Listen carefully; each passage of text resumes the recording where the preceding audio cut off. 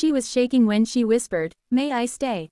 He's following me." The single father almost shut the door, until he saw a shadow move behind the glass that wasn't his. If you love dark twists, emotional suspense, and stories that keep you awake at 2 a.m., make sure you subscribe now, because what starts as a knock on a quiet suburban door turns into a nightmare no one saw coming. This is not just a story. It's a warning. The knock came at 9:47 p.m., soft at first, almost apologetic, the kind of knock that sounded unsure whether it deserved to interrupt someone else's life, and Daniel Harper almost ignored it because everything about that night had already been carefully controlled. The dishes stacked, the lights dimmed, the TV volume low so his 6-year-old son Noah could sleep through the storm tapping against the windows, and Daniel had learned, in the 3 years since his wife's death, that control was the only thing standing between peace and chaos. He didn't answer immediately, because no one ever came this late in Maple Grove, not unless something was wrong, and when the knock came again, sharper this time, edged with urgency, Daniel felt irritation rise before concern, because single fathers didn't have the luxury of curiosity. He moved quietly, checking the hallway first, glancing into Noah's room where the child slept curled around a dinosaur plushie, unaware that his father's heart had begun to pound for reasons he couldn't yet name. When Daniel reached the front door, he didn't open it. He did what any cautious man would do and leaned toward the frosted glass, squinting, trying to make out a shape through the rain-streaked blur, and that was when he heard her voice, thin and trembling, barely loud enough to cut through the storm. "Please," she said, "may I stay? He's following me." Daniel exhaled through his nose, annoyance flaring, because it sounded rehearsed, like the start of a scam or a mistake or someone else's drama spilling into his carefully fenced world, and he answered through the door instead of opening it. "You've got the wrong house," he said, keeping his voice firm but not unkind, already reaching for the deadbolt in his mind, ready to end this interruption, but she didn't leave, and instead there was a pause, a long, broken pause, followed by a quiet sob that slipped through the door like smoke. "I know," she said, "but I can't go anywhere else." Daniel hesitated then, because desperation was hard to fake, and when he finally cracked the door open just enough to see her, rain spilled onto the threshold and with it came a woman who looked like she'd run through the night itself, her hair plastered to her face, her coat too thin for the cold, her eyes wide and darting over his shoulder as if the walls behind him were made of glass. "I don't believe you," Daniel said automatically, his instincts shouting warnings he'd learned the hard way, and she nodded as if she'd expected that, as if disbelief was the most reasonable thing in the world. "You don't have to," she whispered, "just let me stand inside for 1 minute. 1 minute, and if I'm lying, I'll leave."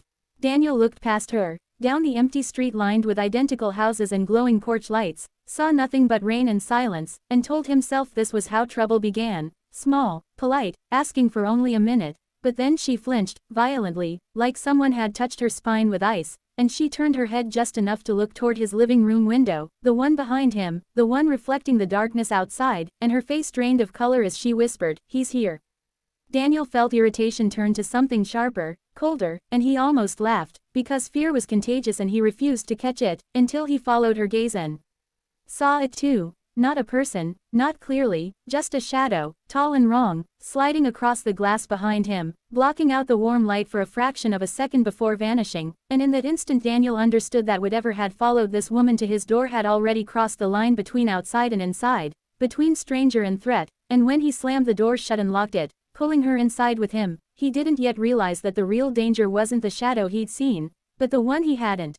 Daniel locked the door with shaking hands, every click of the deadbolt sounding louder than it should have, and only after the final lock slid into place did he realize the woman was still gripping his sleeve like a lifeline, her fingers ice cold, her breath coming in short, panicked bursts as if the house itself might reject her if she let go.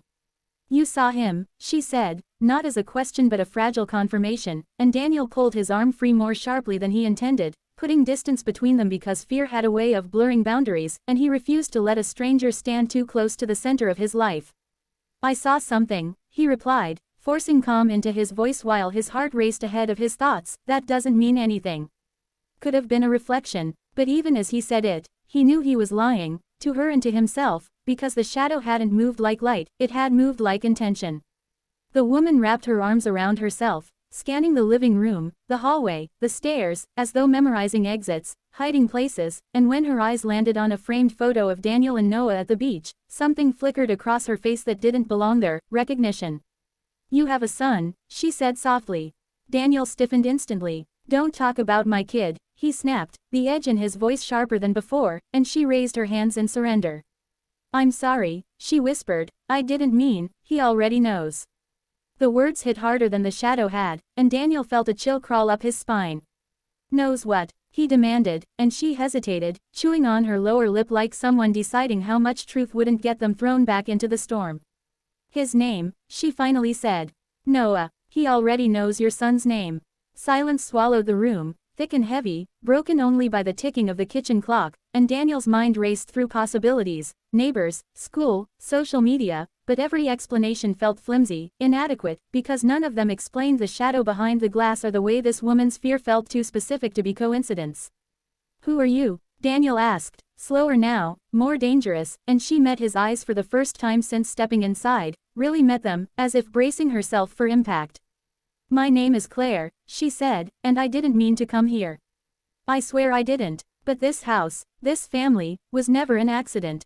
Before Daniel could demand anything else, a soft thud echoed from upstairs, the unmistakable sound of a floorboard creaking under weight, and both of them froze.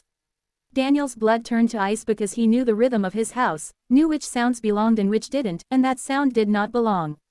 Stay here, he whispered, already moving, every instinct screaming to protect, and he took the stairs 2 at a time, his heart hammering louder with every step, rehearsing 100 worst-case scenarios that all ended the same way, with Noah in danger. The hallway was dark, Noah's door slightly ajar, a sliver of warm nightlight spilling out, and Daniel pushed it open slowly, praying he'd imagined everything, praying fear had made him reckless, but when he stepped inside, Noah was sitting upright in bed, eyes wide, staring at the window. Daddy, the boy whispered, the man said not to tell you. Daniel crossed the room in a single stride, dropping to his knees beside the bed, gripping Noah's shoulders gently but firmly. What man? He asked, forcing his voice to stay steady even as his world tilted. Noah swallowed. The one who watches, he said, he knows your name too. The words shattered something deep inside Daniel, because this wasn't coincidence, wasn't misunderstanding, wasn't imagination, and when he pulled Noah into his arms, shielding him with his body, Daniel felt the unmistakable certainty that whatever had come for Claire hadn't followed her by chance, it had followed her here, to the one place Daniel thought was safe. Downstairs, glass shattered suddenly, the sound exploding through the house like a gunshot, and Daniel knew, with terrifying clarity, that the shadow had stopped knocking. The sound of breaking glass ricocheted through the house, sharp and immediate, and Daniel bolted from Noah's room, grabbing a baseball bat from the corner as if it could stand between him and a force that had already defied logic. Downstairs, the living room window was shattered, rain and shards of glass spraying across the hardwood floor, and in the dim, flickering light from the storm outside, Daniel saw it, the shadow, tall and impossibly thin, leaning against the jagged remains of the glass like it had been waiting. But it wasn't just a shadow. It was something that seemed alive in its emptiness, a darkness that breathed with purpose, and behind it, Claire was frozen, trembling, her eyes wide in recognition and terror. It's him, she whispered. Daniel's hands tightened around the bat, his body tense as the hair on his neck stood on end. Who? He demanded, but she couldn't answer. Not yet. The shadow moved then, not across the floor, but against it, sliding like smoke, faster than anything natural, until it filled the doorway like a living wall. Daniel swung the bat instinctively, and it passed through the darkness as if hitting nothing, yet the air itself shivered under the impact. Noah's small voice broke the silence. Daddy, he knows everything. Daniel froze. Everything, he said, heart hammering. And then Claire spoke the words that made him stumble backward in disbelief. It knows your wife, she said, voice shaking, it knows why she died, and it knows you. Daniel's mind flashed back 3 years, to the accident that had taken his wife, a car crash he hadn't been able to prevent, though he had always blamed himself, and to the unusual cases he'd handled as a young doctor, the kind of secrets he had buried in files no one should ever see. And suddenly, the pieces clicked into place. This wasn't random. This was punishment. This was revenge. Who sent it? Daniel demanded, raising his voice, fear and fury entwined. Claire shook her head. It's not a person, she said. Not anymore. It's something she touched. Someone she trusted. A curse, a shadow born from greed and death. I thought I could outrun it, hide from it, but it's tied to you now. To your family, your son. Daniel's pulse spiked. Noah had slid from the bed to hide behind him, tiny fists gripping the hem of his shirt, and Daniel felt a protective rage unlike anything he'd ever known. I won't let it take him, he said. But the shadow didn't move. Instead, it whispered, though not in sound, but in thought, in understanding, as if the darkness itself had access to their minds. He is mine, she is mine, you cannot stop what has been marked. Daniel felt the words cut through him like knives, because he understood then that this was a being that didn't negotiate, didn't bargain, didn't fear death or steal. It only took. Then, something unexpected happened. Claire stepped forward, tears mingling with rain on her face. It doesn't have to win, she said, voice trembling but firm. Daniel looked at her, confused. What do you mean? He watched as she knelt, pressing her palms together, muttering words in a language Daniel didn't recognize, and the shadow recoiled, shrieking in soundless fury, its edges shimmering and twisting as if exposed to sunlight for the first time. The realization hit Daniel with terrifying clarity. Claire hadn't just been running. She had been preparing, training, guarding secrets meant for someone like him, someone tied to the same curse, the same history. She turned to him. You have to believe me, she said. What happened to your wife? It was never an accident. You've carried it for years. This shadow, it feeds on guilt, on fear, and on secrets. If you hide nothing, if you show no fear, it can't touch you, or your son. Daniel felt every nerve in his body scream, but he understood. The only way to survive was truth. He dropped to his knees in the broken glass, his hands opening like he was about to surrender, but instead, he laid bare everything he had buried since that night 3 years ago, the guilt, the errors, the fear, the secrets. And the shadow shrieked again, louder, the house trembling, lightning flashing through the broken windows, illuminating its form like black smoke. Then, slowly, almost imperceptibly, it began to shrink, receding back into the corners and shadows of the house, as though the truth and courage had pulled its power away. Claire collapsed to the floor, exhausted but alive. Noah ran to Daniel, wrapping his small arms around his father, whispering, "You did it, Daddy." Daniel hugged him tightly, understanding finally that survival wasn't about locks or steel or fear, it was about facing the darkness head-on, without lies, without secrets.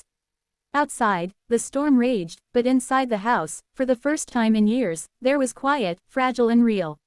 And Daniel knew one thing above all. The shadow might return, and the world might never be safe, but together, they had survived the night that should have broken them.